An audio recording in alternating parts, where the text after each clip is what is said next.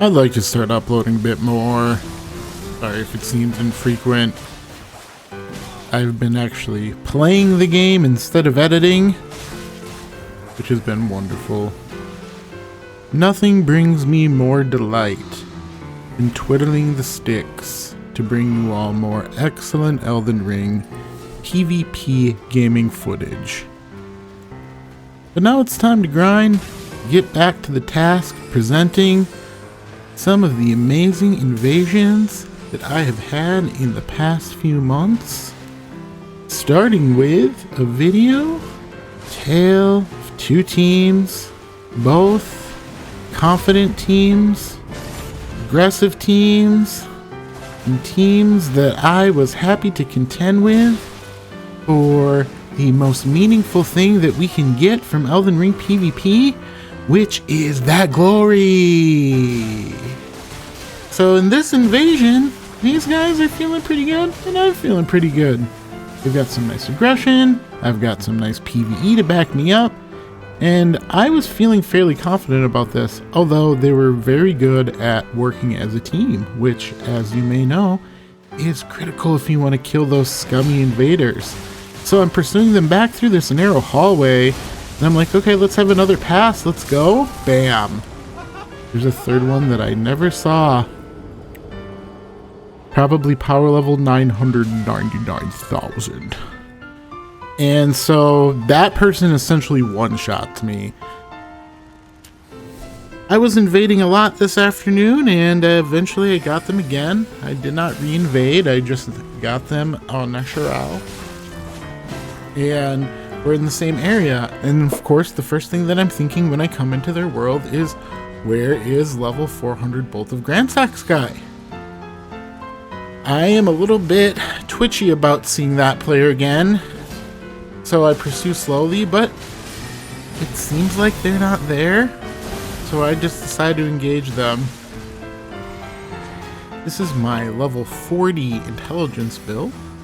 If you don't know much about this build, I will link the build video so you can see it.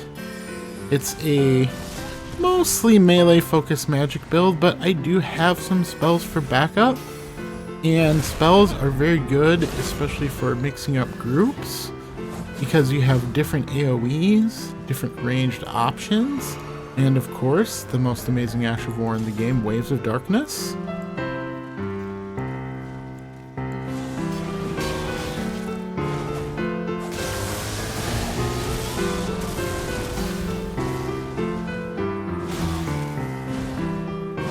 And that, I just missed that. That is a bit disappointing, my friends, because this invasion would have been over much sooner if I could have just killed the Phantom sooner. But this is what invasions are all about. This is the RNG of invasions. And, you know, to be honest, this is kind of why people don't like fighting against ganks, because it takes some of this fun out of it. The weird terrain, the highly concentrated enemies. And finally, I'm able to connect a final hit on that person, which took much longer than I thought. And so now, I'm like, you like claws? You know, I like fists. Claws versus fists, let's go. Toe to toe. Mano v mano. And then they try to elevator trick me, I don't fall for that, and then it's a mash fest, but I win. Endure always wins the 1v1 mash off. I was actually close to dying there because of the bleed, but I just felt inspired. What can I say? Now we're coming into another pretty honest group. We've got the ring gesture, and we've got 3 awesome PvEers fighting for their lives in Castle Morning.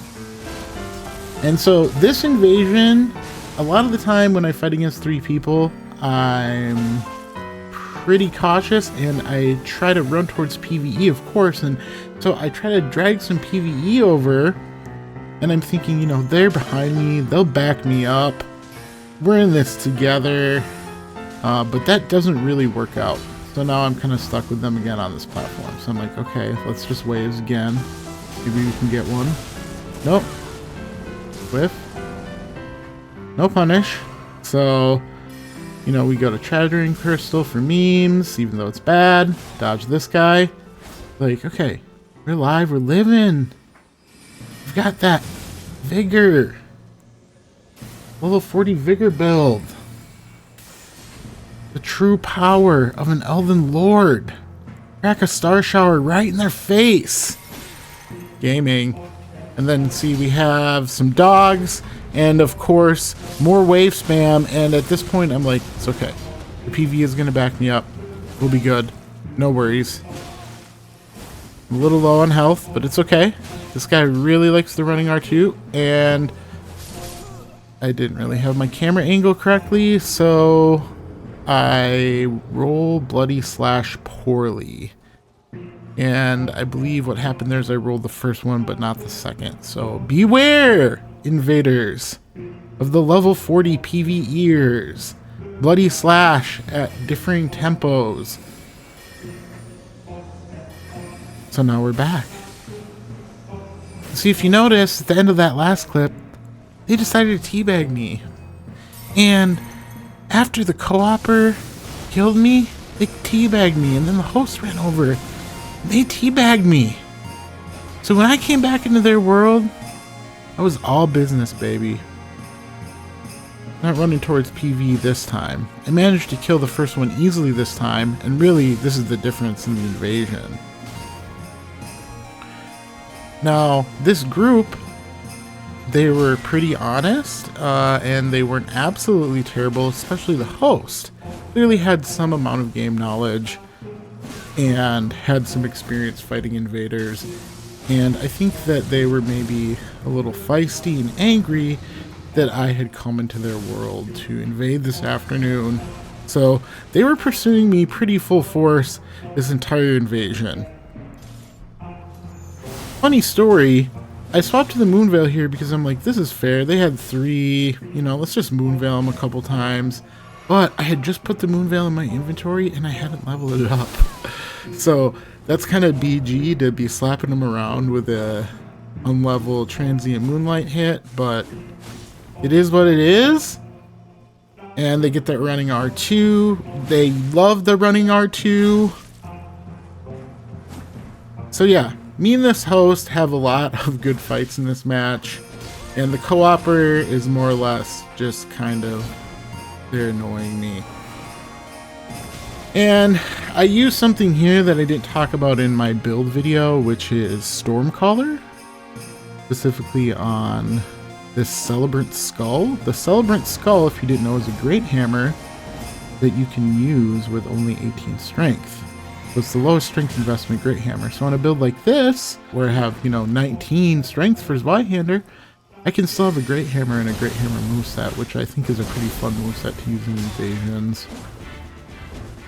And Stormcaller, as always, pretty busted on patch 1.10. So, even though that looks really cool, it wasn't very good there. So I'm like, all right, let's go to Meteoric Oreblade. This is one of my old favorites. I'm gonna have a katana match. I don't think I talked much about Meteoric Oreblade in my other video either. So Meteoric Oreblade is an interesting weapon. It scales really well with strength and int, but at low levels it gets a pretty nice damage total with built-in Gravitas Ash of War, which can be a very powerful Ash of War. And it has the ultra sweet, itchy tasty, Ichimonji, double Ichimonji R2, which you can use to follow up the Ash of War, and sometimes you get a sweet roll catch and a ton of damage.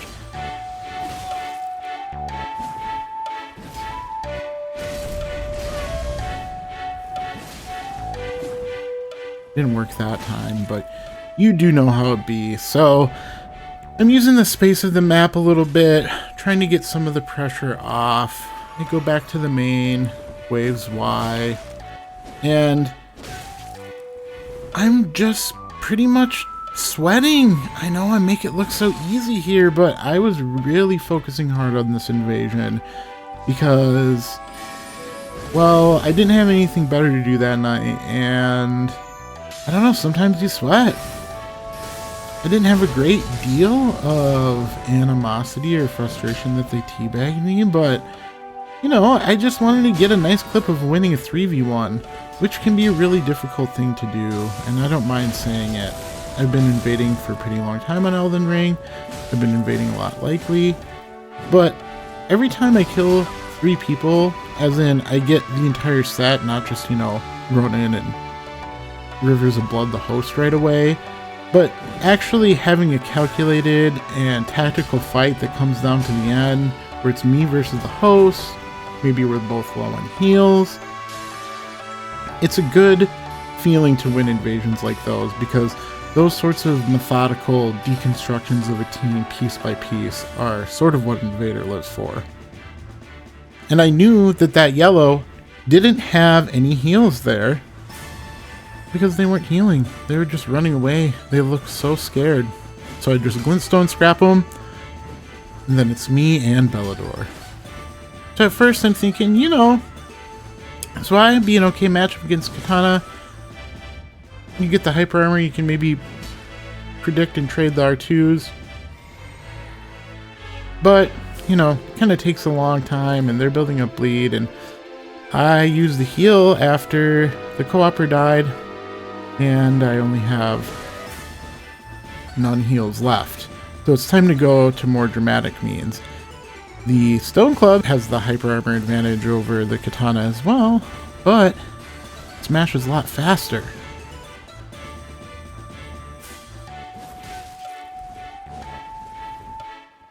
And so here I'm really trying to manage my bleed, trying to get a cold proc,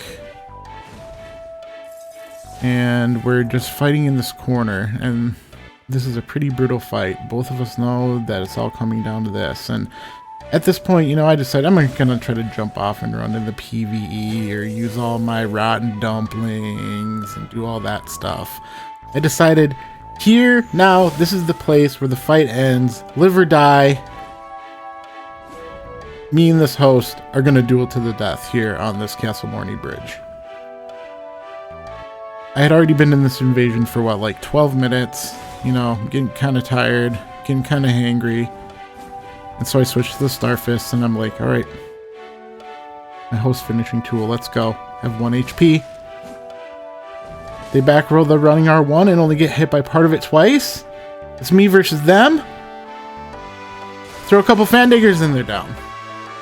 I know, a bit uncinematic at the end with the Fandagger, but hey, you know, I brought them and they didn't. That's how it goes in invasions. And when you teabag me after you kill me with 3 people, and I come back in and I kill all 3 of your crew, I'm gonna point down.